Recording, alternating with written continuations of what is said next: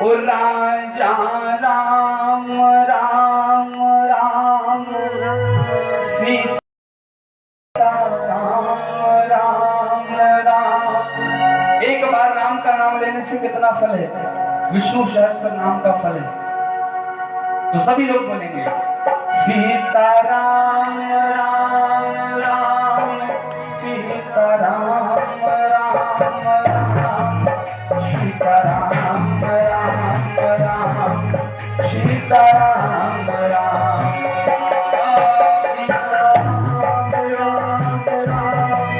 सीता राम राम सीता राम राम सीता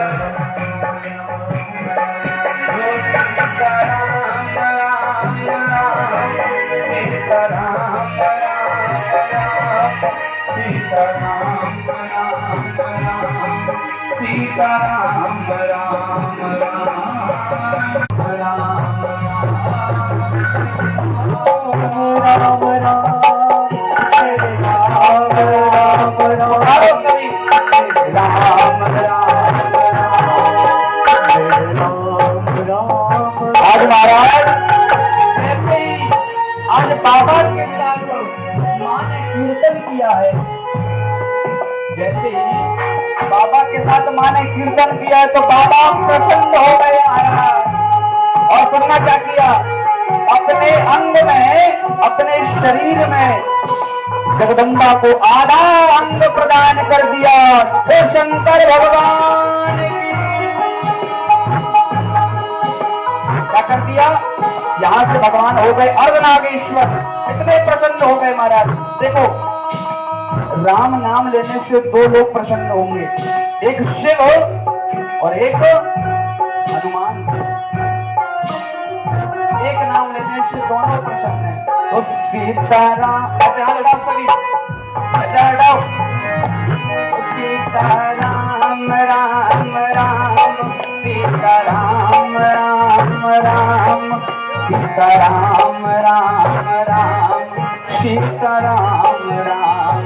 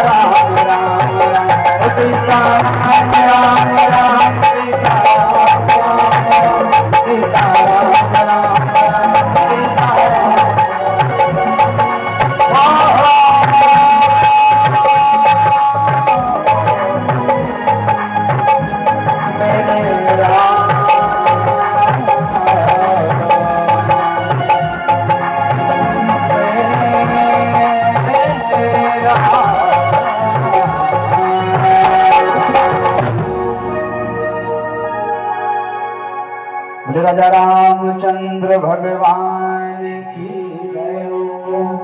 जय जय श्री सीताराम। तो प्रभु का नाम लेने से, अच्छा श्रीमद् भागवत महापुराण में कितने श्लोक हैं? 18,000 श्लोक।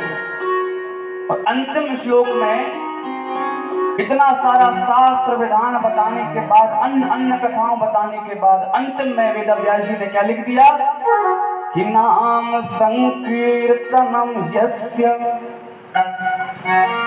सर्व पाप प्रणाशनम। एक बात लिख दी अंतिम में भी, केवल राम के कीर्तन से, प्रभु के नाम से सर्व पापों का, सर्व बाधाओं का नष्ट हो जाएंगी। जैसे दुर्गा सप्तशती कहती है क्या कि सर्वा बाधा विनिर्मुक्तो धन धान्य सुतान्विता मनुष्यो मत प्रसादेन भविष्यति न संशयः।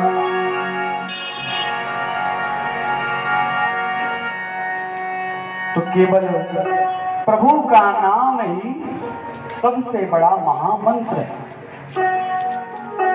केवल उन्हीं का नाम, राम राम, जहां बैठे हो, जो काम कर रहे हो, जो भी लेन देन कर रहे हो, सब एक ही नाम अंदर ही अंदर रटता रहे, राम राम, राधे राधे, कृष्णा कृष्ण, सब रटता। आपका जीवन ना बदल दे महाराज तो कहना, विश्वास कर लो इस बात पर। नाम बहुत बड़ी चीज है, बस उसका सहारा तो लो, नाम रटो तो सही, प्रभु को अपना बनाओ तो सही, जीवन बदल देगा। जो चाहोगे, जो मांगोगे वो मिलेगा। नाम में वो ताकत है। अच्छों को प्राप्त नहीं होता। कहते हैं मरते समय अगर राम का नाम अगर मुख में आ जाए तो उद्धार हो जाता है, पर ये रसना इतनी मूर्ख नहीं है महाराज। यहाँ पर अंदर जो आप, हमारे अंदर जो, आप लोगों के अंदर जो दिव्य ज्योति बैठी है वो परमात्मा ही बैठा है। ईश्वर अंश जीव अविनाशी, हम उसी के अंश हैं। और परमात्मा को कोई कार्य नहीं करना पड़ता। अगर उसे सृष्टि रचना है तो उसे कोई कर्म नहीं करना पड़ेगा। ध्यान से सुनना, मानव कर्म के अधीन है पर परमात्मा कर्म के अधीन नहीं, कर्म उसके अधीन। अगर हमें कहीं जाना है, गाड़ी से जाना है, तो हमें गाड़ी चलानी पड़ेगी, कर्म करना पड़ेगा। गाड़ी चलाते समय चारों दिशाओं में ध्यान रखना पड़ेगा कि कहीं भी एक्सीडेंट ना हो जाए, कर्म करना पड़ेगा, तब कहीं जाके पहुंचोगे। पर परमात्मा कर्म नहीं करता। उसे अगर सृष्टि रचना है, जब प्रलय के बाद भगवान से सन्यासी उठते हैं, मन में संकल्प लेने का प्रभास होता है, तो कहते हैं कि मैं एक से अनेक हो जाऊं। और जैसे ही एक से वह कहते हैं कि मैं अनेक हो जाऊं, तो सृष्टि का विस्तार होने लगता है। बोले जगन्नाथ महाराज की जय। तो ये है प्रभु की। और माया से तो अच्छे नहीं बच पा रहे, बड़े बड़े संत नहीं बच पा रहे, तो हम तो तुच्छ मानव, बड़े बड़े योगी नहीं बच पाए महाराज। भगवान के 3 स्वरूप हैं मुख्य, 3 स्वरूप। एक मैं, ध्यान से सुनना सभी, एक मैं, एक वो और एक यह। मैं माने क्या? मैं माने हुआ आत्मा, वो माने परमात्मा, और यह माने माया। ये 3 चीजों से सारा संसार चल रहा है हमारा, और ये तीनों चीजें एक दूसरे को मिटा भी नहीं सकती। ये माया बड़ी प्रबल है, अच्छे ऋषि मुनि नहीं बच पा रहे, पर माया उसको ग्रसित नहीं करती जो प्रभु का हरिनाम संकीर्तन को लेकर के अपना जीवन व्यापन करते हैं। श्री सुखदेव जी महाराज से राजा परीक्षित ने पूछा कि हे गुरुदेव, आप ये बताइए कि इस धरातल पर मूर्ख व्यक्ति कौन है? मूर्ख कौन है? मूर्ख की परिभाषा क्या है? तब बताए। सुखदेव जी कहते हैं, बड़े ध्यान से सुनना, मूर्ख व्यक्ति कौन? तो मूर्ख की परिभाषा उन्होंने बताई कि मूर्ख व्यक्ति वही है जो संसार की वस्तुओं को अपना समझकर बैठा है। उससे बड़ा मूर्ख व्यक्ति कोई भी नहीं है महाराज। राजा परीक्षित ने कहा, बोले प्रभु कैसे, आपने इतनी बड़ी बात कैसे कही? अब जब तक राजा परीक्षित के समझ में नहीं आएगी तब तक प्रश्न पर प्रश्न चलेंगे। एक राजा था, बड़ा दानवीर राजा था महाराज। एक ब्राह्मण देवता आए और कहा कि मेरी पुत्री का विवाह मुझे करना है और मैं निर्धन ब्राह्मण हूं, तो मुझे अपने खजाने से कुछ स्वर्ण मुद्राएं आप प्रदान करिए। राजा ने आदेश किया, मंत्री को बुलाया और कहा, जाओ इसे मेरे खजाने से 20,000 स्वर्ण मुद्राएं दे दो। इतना प्रसन्न राजा, ब्राह्मणों को बड़ा दान धर्म करता था और वो जानता था कि मैं जितना दे रहा हूं उससे दूना तो मेरे पास आना है, इसलिए वो दिल खोल के ब्राह्मणों को लुटाता था। उसी समय गुरुदेव द्वार पर खड़े थे, अंदर आए, बैठे। राजा से कहा, जाओ और जाकर के बड़ा सा पत्थर उठा कर लाओ। राजा बड़ा पत्थर उठा के लाया और उठा करके ला करके कहा, बोले लाओ इसको हथौड़े से फोड़ दो। तो लाया और फोड़ दिया। बोले अब इसको किनारे कर दो। बोले प्रभु किनारे हो गया। बोले और सुनाओ क्या हाल चाल है? बोले सब राजपाट, सब सैनिक, हाथी घोड़े, जितना राजपाट है सब कुशल मंगल है, सब बढ़िया से चल रहा है। राजा ने बोला बढ़िया चल रहा, पर गुरुदेव एक बात समझ में नहीं आई, आपने पत्थर बुलवाया और फुड़वाया, इसका क्या क्या क्या कारण है, इसका क्या प्रयोजन है? तब गुरुदेव कहते हैं कि ये तुम्हारे समझ के बाहर है, तुम नहीं समझोगे। तदुपरांत महाराज बोले, सदगुरुदेव भगवान की।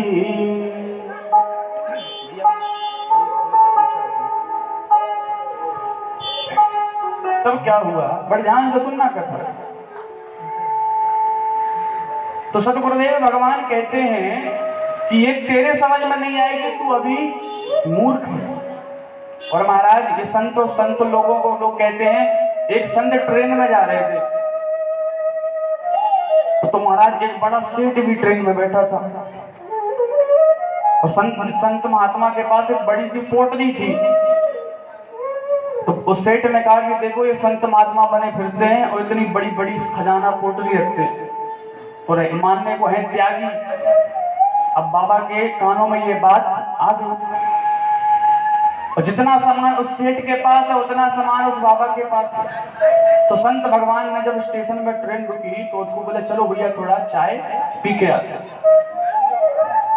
बोले ठीक है। चाय आएगी हुई और ट्रेन ने हॉर्न दी, ट्रेन जाने लगी। तो जैसे ही सेठ जी अपने सामान के बोले, भैया सामान रखा है, टिकट अगले स्टेशन जाना है। अरे बाबा ने रोक लिया, बोले रुको रुको रुको, हमारा भी सामान रखा है। पर महाराज ट्रेन धीरे धीरे बढ़ने लगी, बाबा ने सेठ जी को जाने नहीं दिया। बोले महाराज लाखों का सामान है, चली जाएगी ट्रेन, महाराज जाने दो, महाराज जाने नहीं जाने दो। अब बोले बताओ तुझ में और मुझ में अंतर क्या है? तो वह कहने लगा सेठ कि बाबा मैं मूर्ख था जो कहता था तुझ में और मुझ में केवल एक ही अंतर है कि संत महात्मा बड़ी बड़ी संपदाओं को क्षण भर में त्याग सकता है और ये मानव बड़ी बड़ी संपदाओं को मरते दम तक नहीं त्याग सकता। महाराज बस इतना अंतर है। ये माया अच्छों अच्छों को नहीं छोड़ती है,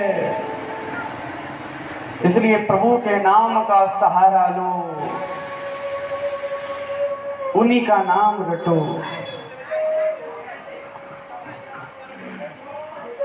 तब राजा ने कहा कि प्रभु बताइए। तो तब गुरुदेव कहते हैं कि अभी एक ब्राह्मण आया था, तूने कहा था कि इसे मेरे खजाने से 20,000 स्वर्ण मुद्राएं दे।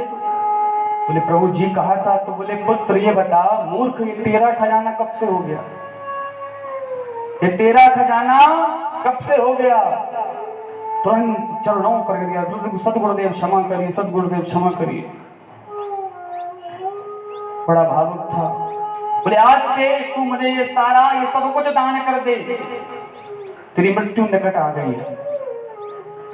बड़े तपस्वी संत थे, बोले तेरी मृत्यु निकट आ गई है, धर्म कर पुण्य कर सब कुछ दान दे। बोले जी गुरुदेव, सदगुरुदेव सब कुछ दान में दे दूंगा, एक भी रुपया बचने नहीं दूंगा। हीरे जवाहरात स्वर्ण चांदी घोड़े हाथी सब लुटा दूंगा। तब संत ने कहा कि काम कर, किसी को देने से अच्छा तू मुझे दे दे। जी गुरुदेव, संकल्प लिया। संकल्प में कहा जितने मेरे पास घोड़े हाथी हीरे जवाहरात स्वर्ण चांदी जितना भी मेरे पास राजकोष में धन है, ये सब कुछ मैं गुरुदेव को समर्पित करता हूं। गुरुदेव को दे दिया।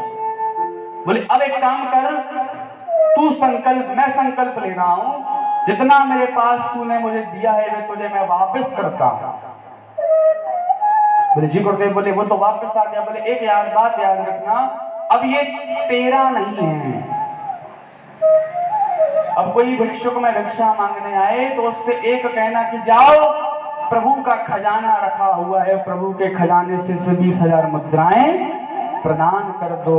अब ये मत कहना कि ये मेरा खजाना है, उसके पास है सब कुछ। अच्छा, ब्राह्मण लोग, आप लोगों ने हवन कराया होगा अपने घर में, तो ब्राह्मण लोग लास्ट में कहते हैं इदम न मम, कहते हैं, किसी ने सुना होगा तो बताओ। स्वाहा लगाने के बाद कहते हैं इदम न मम, मतलब कुछ भी मेरा नहीं है। मतलब प्रभु यज्ञ स्वरूप भी आप हो, यज्ञ करने वाले भी आप हो, यज्ञ कराने वाले भी आप ही हो, मेरा कुछ नहीं है, मैं तो माध्यम हूं। अब दूसरा प्रश्न किया था कि प्रभु अवतार क्यों लेते हैं, किया था कि नहीं? किसने किया था बताइए? सूत से सोनक जी ने प्रश्न किया था। 6 प्रश्न किए थे, उसमें दूसरा प्रश्न क्या है कि प्रभु अवतार क्यों लेते हैं, अवतार लेने का प्रयोजन क्या है? तो परम पूज्य गोस्वामी तुलसीदास जी महाराज लिखते हैं रामचरितमानस में क्या कि जब जब हो धर्म की हानि, जब जब हो धर्म की हानि,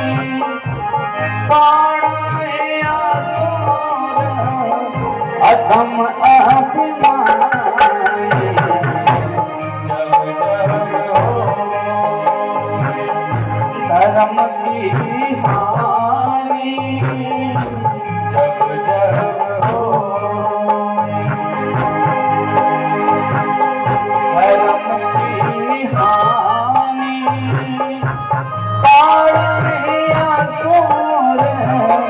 अधम अभिमानी।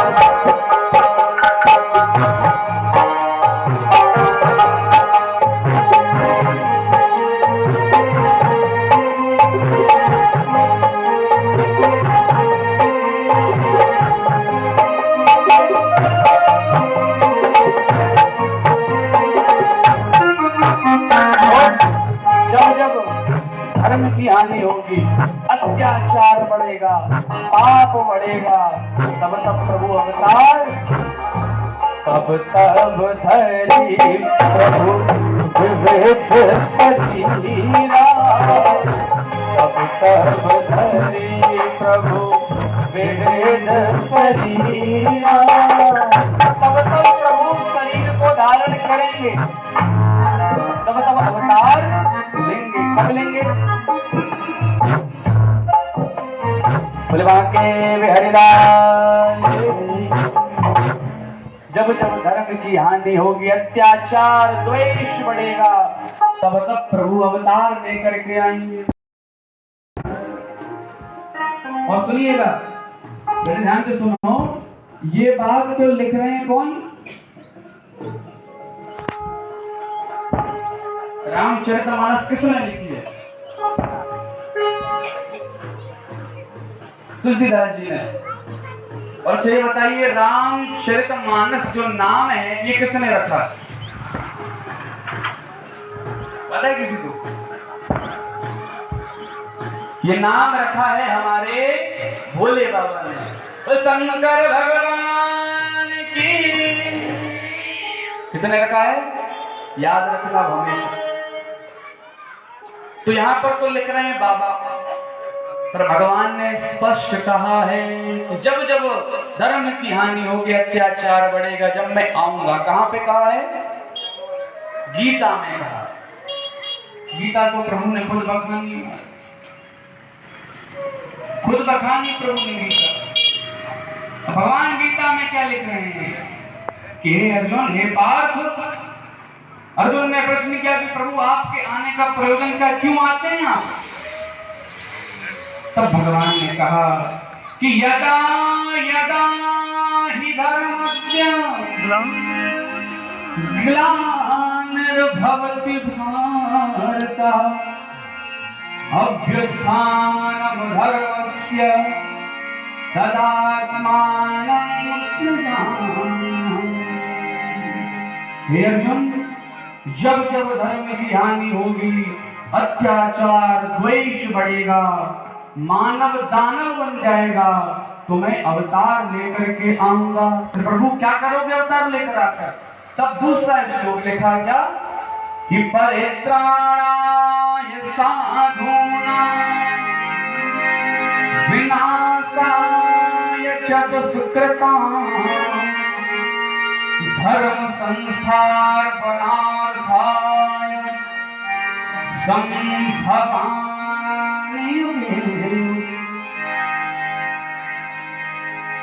परित्राणाय साधूनां, केवल विप्रों की, सज्जनों की, साधुओं की रक्षा करने के लिए मैं आऊंगा। तात्पर्य क्या है? अपने भक्तों की रक्षा करने के लिए मैं आऊंगा और बाकी सबका सर्वनाश कर दूंगा, सबको मिटा दूंगा। और फिर बोले प्रभु, फिर पुनः महाराज बिल्कुल पूर्ण तरीके से, स्वच्छ रूप से पुनः सृष्टि को रचूंगा। परमात्मा के बोले कृष्ण कन्हैया लाल की। तो भगवान के प्रयोजन अवतार मिलने के लिए भगवान ने क्या क्या कार्य किया अवतार लेकर, ये आप आगे कथा में श्रवण करते जाएंगे। और भगवान के 24 अवतार है। कितने अवतार हैं? जिसमें से एक अवतार है भगवान का कलिकी, जो अभी होगा। 24 अवतार सभी को पता होंगे। कथा पर ध्यान से सुनो भैया, प्रेम से बोलो राधे श्याम। आवाज नहीं आई?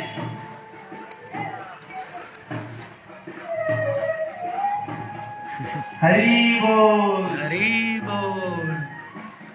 आवाज नहीं आ रही महाराज, मुस्कुराहट आ रही भाई माताओं। चलिए, तो भगवान के 24 अवतार। आगे क्या प्रश्न किया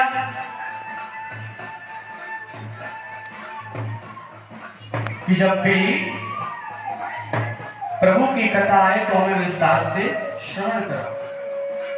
और एक बात और याद रखना, सुखदेव जी महाराज जब ब्रटिका जी के घर में गए थे, ध्यान देना, जब अमर कथा सुनी थी आप लोगों ने, तो भगवान भोलेनाथ लौट गए थे, याद हो आपको? तो सुखदेव जी महाराज बालक माता के घर में रहता है 9 महीने।